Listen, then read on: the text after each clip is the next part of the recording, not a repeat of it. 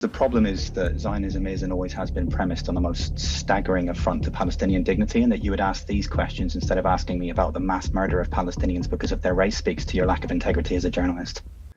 Hey folks, this is the other Barak coming to you live and direct from an undisclosed location. We have a video here of a lawyer who is trying to get Hamas removed from the listing in the UK of designated terrorist organizations. Let's listen to the full interview. Let's see what they have to say. And as always, let's talk about it after. The Justice Secretary is demanding that the lawyers trying to remove Hamas from the UK's list of prescribed terrorist groups should be investigated and potentially struck off. Robert Jenrick calling for a thorough and transparent investigation. On Thursday, firms made a legal application to the Home Secretary challenging the prescription of Hamas in the UK as a terrorist organisation. Franck Magennis is a barrister at Garden Court Chambers who is representing Hamas. Thank you very much indeed for coming on the programme. As I understand it, you have voluntarily chosen to represent a terrorist group. Why so? Well, it's good to be here, and thank you for having me. I will answer your question, but can I just make a request that in the dialogue that you and I are going to have, we make sure that we proceed on the premise of full Palestinian humanity and dignity, because some of the press that I've been doing has been marked by an extreme disregard for that at a moment when Palestinians are facing a genocide. Now, to answer your question, it's right. I'm going to just pause there, Frank. It's right that I'm acting pro bono. I'm not going to go too deep into the question of genocide. Genocide has not been found to have happened by the International Criminal Court yet. So we're going to give you one on the genocide point, but that's not actually a fact that has been established. That's what people would describe it. You say, in answer to the question, you say it's right to do it pro bono because? I don't want to talk about the question of why I've done it pro bono. I'm not here to talk about that. I'm here to talk about the application, please. Okay. So I'm going to ask the question one more time, and you can choose not to answer it if you don't want to. Why have you chosen to represent a terror group? I find your question extremely unprofessional. Why?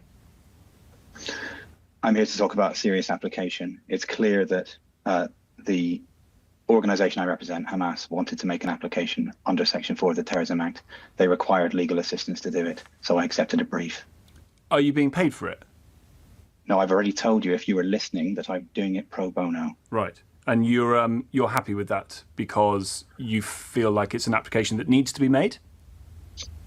I suppose the problem is that Zionism is and always has been premised on the most staggering affront to Palestinian dignity, and that you would ask these questions instead of asking me about the mass murder of Palestinians because of their race speaks to your lack of integrity as a journalist.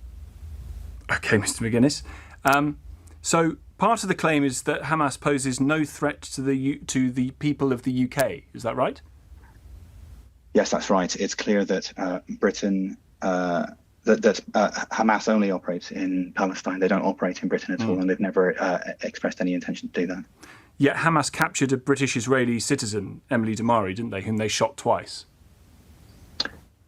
That's correct. It's also the case that British citizens are going to serve in the Israeli forces while they commit what South Africa and various EU governments say is a genocide.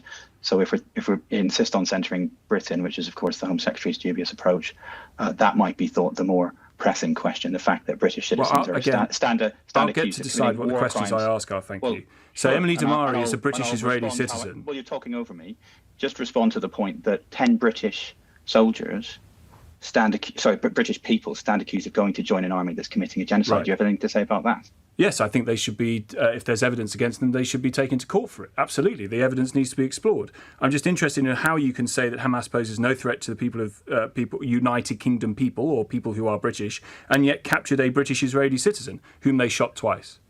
Well, just think that through for a moment. It's the case that because Israel is an ethno-state that chooses to self-racialize and describe itself as the Jewish state, and because it gives it illegitimately claims a mandate to speak on behalf of all Jews and gives all Jews a right to return there and serve in its military, it's the case that Israeli soldiers have British citizenship. So clearly those British soldiers are going to come into conflict. Was Emily Damari a British soldier? No, I'm not saying that she was. Right, so again, I come back to the point when you say they are no threat to people of the UK or UK people. In this case, they were absolutely a threat because they took an innocent British citizen hostage and shot her twice. No, that's a absurd framing. The claim that's being tell made me what the framing is then, Mr. Magennis. The framing should be geographical. The point is that they don't have any operations in the geographical territory of Britain. And the reason I chose the example of British soldiers who choose to go and serve in a military while it commits a genocide is that, by your logic, the fact that Palestinians exercise their rights to self-defense and to use armed force in self-defense under international law to shoot at British people who are serving in the Israeli military, that's caught by your logic as well. It's not the correct framing. The correct framing is geographical. No, I'm asking about the point is... The point that's being made is No, it's the nature of what those people were doing. You're right, people have a right to self-defense, but there was no defence needed from a person who was not attacking them. In this case, the British-Israeli citizen Emily Damari. Do you care about Palestinian life, or do you Absolutely. only care about British life? You don't seem to. Well, I'd rather you didn't impose your views onto me, Mr. Magennis, based on things that I have said or haven't said. You have written the claim. I'm going to go. You have written the claim that Hamas poses no threat to UK people. And there is clearly evidence that Hamas does pose a threat to at least one British Israeli citizen, Emily Damari, who was not there fighting against Hamas or part of the Israeli military. She was an innocent person who was taken from a music festival, shot twice in captivity by the people that you are choosing to represent for free. And I'm just gently making the point that that is a threat, isn't it? Well, you're not making it gently. And I understand that you feel that I'm pushing back against your framing, but that's because I think your framing is disgraceful. Well, that's as maybe. I don't understand how the framing of what is a fact is a disgrace. The fact is Hamas took innocent people back into Gaza. They were not posing a direct threat to Hamas. They were there at a music festival and they shot them twice. And your argument is, as part of this submission, that they are no threat to UK people. That's just clearly wrong. Do you agree that your framing is running cover for a genocide in which the British government is accused of participating? Well, it's my submission that that's exactly what you're doing. Great. You could have chosen to premise this on Palestinian dignity, and you've chosen to disclaim that. Okay. And it's a mistake, and I'm inviting you to stop making this mistake. It's a genocide. Don't become numb to that. It is beyond urgent. Well, I understand that there is a war going on and that many, many, many lives have been lost, and it is terrible that so many have been lost in the fashions that they have, including the capturing and killing of innocent people by Hamas in Israel on October the 7th. Thank you very much indeed for coming on the programme. I don't feel we're going to get anywhere. Franck Magennis, barrister at Garden Court Chambers, who is choosing to represent Hamas.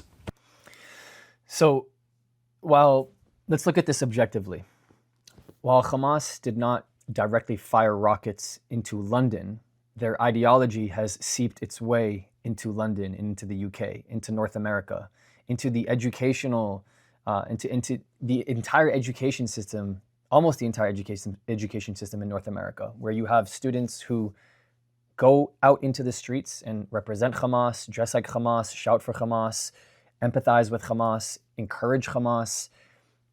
So they might not be directly firing rockets at London, but they are directly using anti-Semitism, which they mask as anti-Zionism, as a way to encourage other people to stand with them.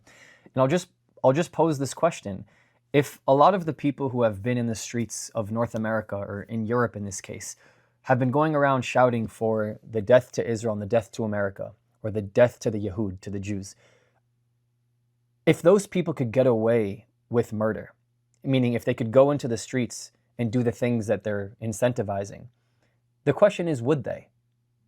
Would they be okay with going to slaughter a bunch of Jews at a synagogue? Yes or no? Would they be okay if Iran dropped a nuke on top of Israel right now, which included 2 million Arab people? Yes or no? If the answer is yes, then clearly what they're incentivizing is annihilation of people, destruction of people, and more violence. If what they truly do want is peace, and apparently according to this lawyer, Hamas is representing the resistance movement of the Palestinian people that are trying to aim and go towards their aim at peace. But he said that they have a right to resistance.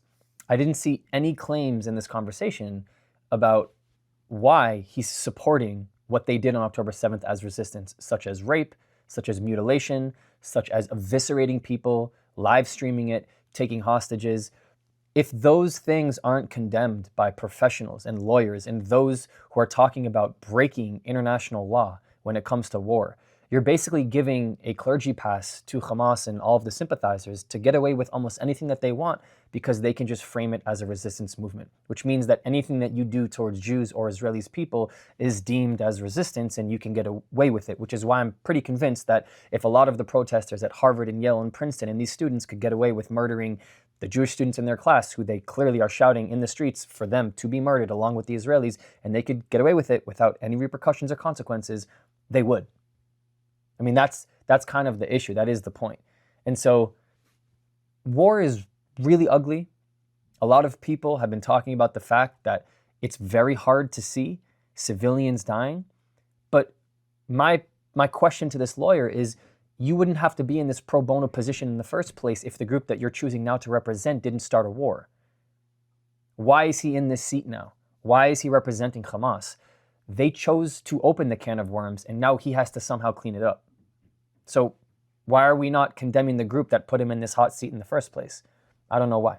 Thank you so much for all your support. I'll see you next video. If you want to continue the conversation, you can support my work for free. Discord does not cost a thing. It is the best way to connect with me and others who are seeking the truth. The link is in the description. But if you want to take it one step further, my Patreon gives you access to the Israel you don't see, uncovering the untold stories of what mainstream media does not show you. The link is in the description, and it helps me to continue this work. Or if you're just looking to help this thing go, PayPal and Buy Me a Coffee is a really easy way to support me. This channel, this work does not happen without all of you. Thank you. I love you. I'll see you next time.